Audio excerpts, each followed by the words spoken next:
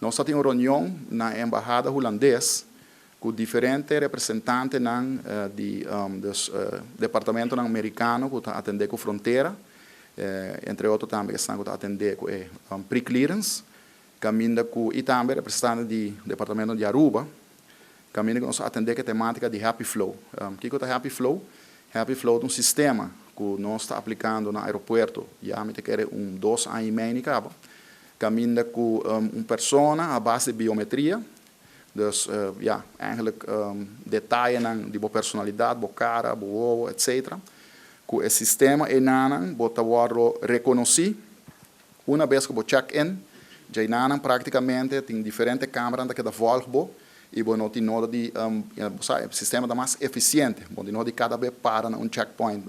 sistema eletrônico, tem gate que abre para só não reconhecer. Esse sistema que na América também com apliquei desde novembro ano passado, certo, aerolínea, e não está interessado para cooperação, riba essa aqui, para Aruba tá dia destino, porque não sabe, para viajar Aruba, tem pilot não está aplicar, dos projetos no piloto, caminha com não está teste rato com o sistema não está assim na Aruba, tá dia promenan, de que me compreender. Por exemplo, tem hora pre-clearance, que tem a máquina, que põe o passaporte, então a máquina automaticamente sai para o portrait, etc, etc. A tecnologia está seguindo avançar, e dentro do quadro aí nossa reunião agora o sistema de Happy Flow, que para nós merca também certo vuelo com bem, que nós por fazer um projeto piloto e para assim na final do dia, logo porque logra que o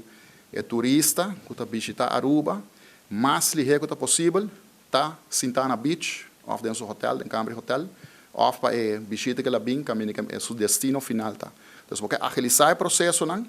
para não ter nada para necessariamente largo de rei, não ter nada de, seu tempo é valioso, e nós como destinação turística, nós quer para estar hobby ligeiro na beach, ou estar shop em caia,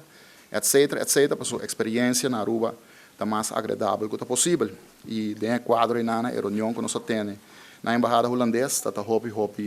fructífero, hobby avança na brainstorming session, hobby avança na hora assim e pronto me quer que nós lo prosseguir ampliar o projeto piloto na aqui.